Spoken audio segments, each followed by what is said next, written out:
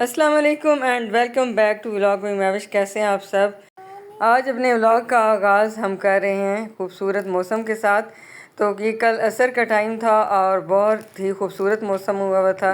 बहुत तेज़ हवा भी चल रही थी, बादल भी आए हुए थे। और अभी मैं आपको छत पे जाके दिखाऊंगी। इस वक्त हल्के हल्के बादल थे और लग रहा था कि अभी बारिश हो जाएगी, लेकिन बारिश तो उस वक्त नहीं हुई, लेकिन मौसम काफ़ी खूबसूरत रहा। तो इस वक्त जो है असर के टाइम हम लोग जाते हैं छत पे और मैं बच्चों को भी साथ लेके जाती हूँ। बच्चे थोड़ा सा इंटरटेन हो लेते हैं, खेल कूद लेती हैं। और यहाँ देख रहे हैं आप कितनी खूबसूरत यहाँ ठंडी हवा चल रही है। और काश कि ये हवा आपको मैं फ़ील भी करा सकती कि कितनी मज़ेदार सी हवा इस्लामाबाद में चली हुई थी। बहुत ही ठंडी और बहुत ही मज़े की हवा थी। और यहाँ दरख्तों को भी आप देख रहे हैं, झूम रहे हैं यहाँ दरख्त भी। तो आज दरख्त भी बहुत खुश है मौसम को देख के। तो मैं आपको अब छत पे आ गई हूँ। छत पे आके आपको अब दिखा रही हूँ कि कितना ये खूबसूरत मौसम हो रहा है। और यहाँ देखें बिल्कुल काले स्याह बादल आ गए थे और हम लोग छत पे ही बैठे रहे काफ़ी देर और इन काले बादलों को देखते रहे। और इन काले बादलों से नज़र ही नहीं हटती थी, बहुत ही प्यारा आसमान लग रहा था। और यहाँ सूरज भी ग़ुरूब होने वाला था, तो आप देख सकते हैं कि आसमान और भी ज़्यादा खूबसूरत लग रहा है। और शादी से पहले इस तरह का मौसम होता था तो अम्मी के घर एक जगह कच्ची थी, वहाँ सारे अम्मी लोगों ने पौधे वगैरह लगाए होते थे। तो मैं अक्सर बैठ के कह रही होती थी कि काश मेरे पास अपनी गाड़ी होती तो मैं लॉन्ग ड्राइव पे निकल जाती इस खूबसूरत से मौसम में। तो मुझे बहुत ज़्यादा डांट पड़ती थी और मुझे नहीं पता था कि अम्मी इस बात पे इतना चिढ़ क्यों जाती हैं जब भी मैं इस तरह की कोई बात करती हूँ। तो बाद में मुझे पता चला कि मेरा जो रिश्ता तय हुआ है वो इतने ज़्यादा हाई फाई क्लास के लोग नहीं हैं। तो अम्मी कहती थी कि इतने बड़े बड़े ये ख्वाब देखती है और जब वहाँ जाएगी तो फिर ये एडजस्ट कैसे करेगी। तो इस बात पे अम्मी मुझे हमेशा डांटती थी और बड़े बड़े ख्वाब देखने से मुझे रोकती थी। हालांकि इतने बड़े ख्वाब मैं देखती भी नहीं थी और ना ही मुझे शौक़ था। मुझे हमेशा से कच्चे मकान बहुत पसंद थे, क्योंकि सारी ज़िंदगी जो है अब्बू के साथ गुजारी थी और हमेशा अब्बू आर्मी में थे तो हम लोग क्वार्टर्स में रहा करते थे।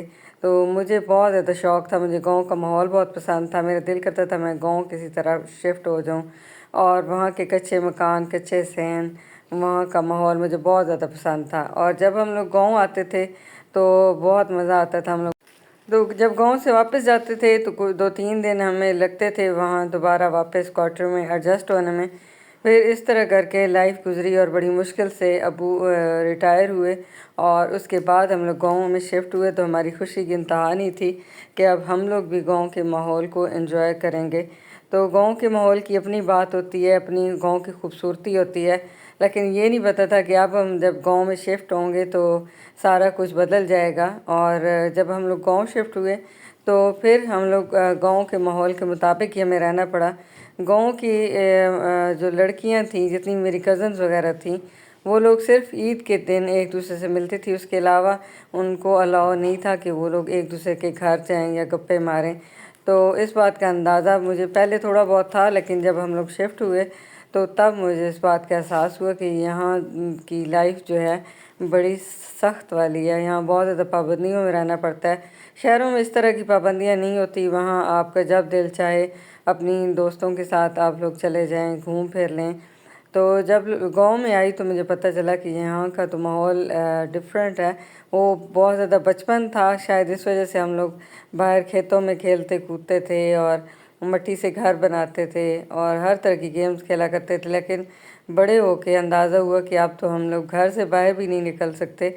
और गांव में जब मेरा एडमिशन हुआ और मेरा पहला दिन था स्कूल का, तो वो भी एक ड्रामा ही था, क्योंकि गांव की जो लड़कियां थीं वो बुर्का पहन के स्कूल जाती थीं और मुझे आदत नहीं थी।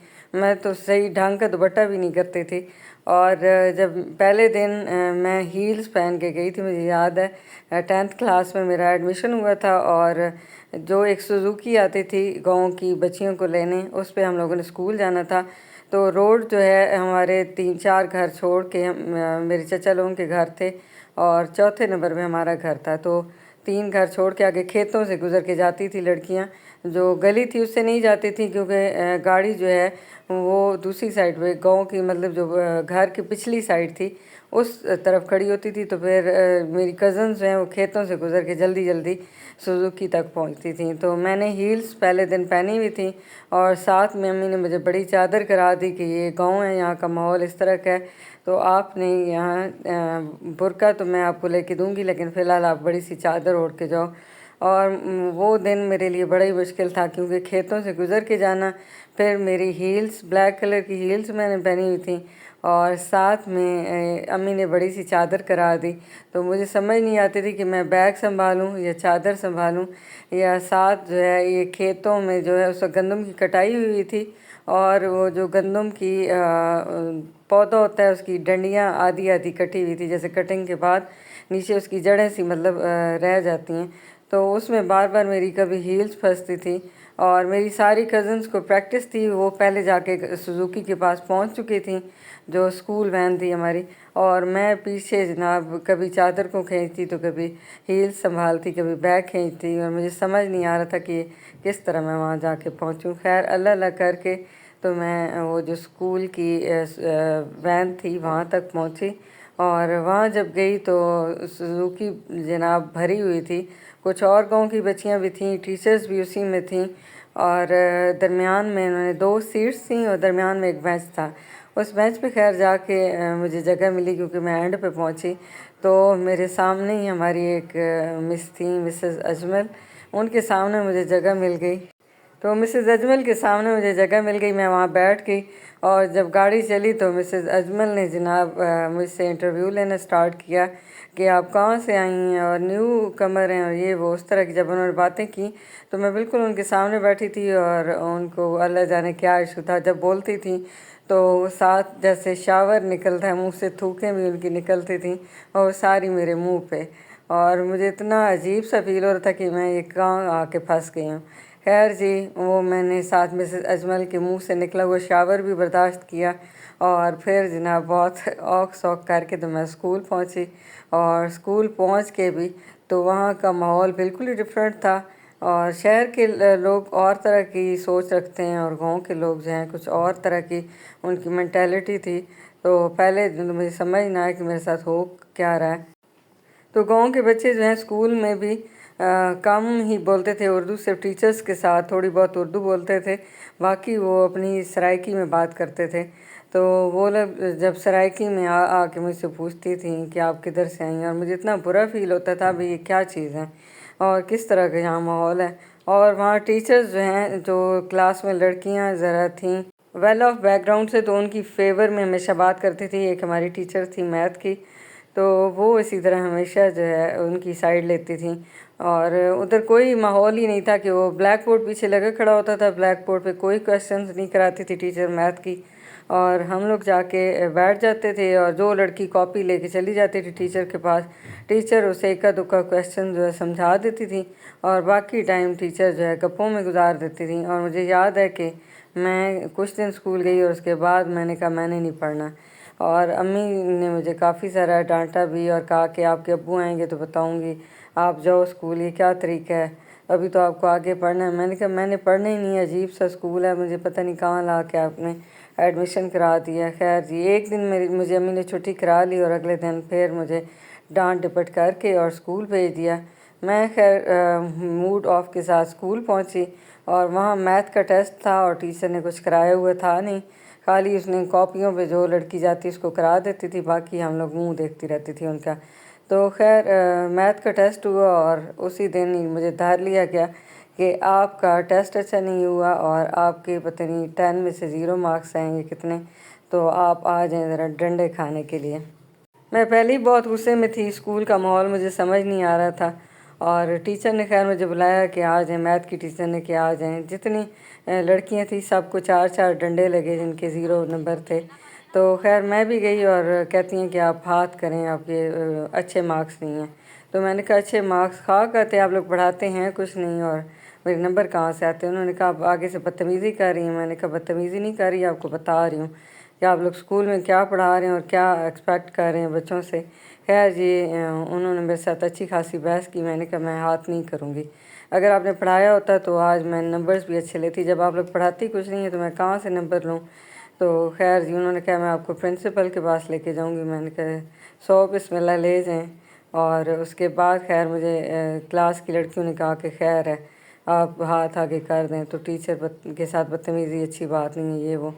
تو میرا دماغ پہلے ہی خراب ہوتا. خیر جی مجھے ایک سٹیک لگی تھی اور میں نے کہا اب یہ ایک سٹیک بھی بہت ہے، اب آپ نہیں میں پرنسپل کے پاس جاؤں گی. خیر جی اس کے ساتھ منہ ماری کر کے ٹیچر کے ساتھ پھر میں جا کے بیٹھ گئی. اور وہاں کا ماحول مجھے سمجھ نہیں آ رہا تھا. اور بعد میں جب تک میں اسکول میں رہی تو ٹیچر مجھے عجیب عجیب نگاہوں سے دیکھتی تھی اور ہر وقت مجھ پہ تانے کستی رہتی تھی جیسے گاؤں دیہات کی خواتین کرتی ہیں. خیر اللہ اللہ کر کے میں نے میٹرک پاس کیا اور اس طرح کر کے پھر میری اسکول سے جان چھوٹی. اور یہ میرے بچپن کی سٹوری تھی اور آج کا ولاگ آئی ہوپ کہ آپ کو اچھا لگا ہوگا. آج بادلوں کے ساتھ ساتھ میں نے آپ لوگوں کو اپنے بچپن کی ایک سٹوری بھی شیئر کی. تو ہمیشہ جو ہے بچوں کو آپ جہاں بھی ایڈمیشن کراتے ہیں ہمیشہ چیک رکھا کریں کہ بچے کیا پڑھ رہے ہیں، کس طرح کی ٹیچرز ہیں، کوآپریٹ کر رہی ہیں یا نہیں. اور ہمارے دور کی اور بات تھی، ہم لوگ پہ زبردستی چل جاتی تھی، لیکن آج کل کے بچے جو ہیں زبردستی برداشت نہیں کرتے اور کرنی بھی نہیں چاہیے.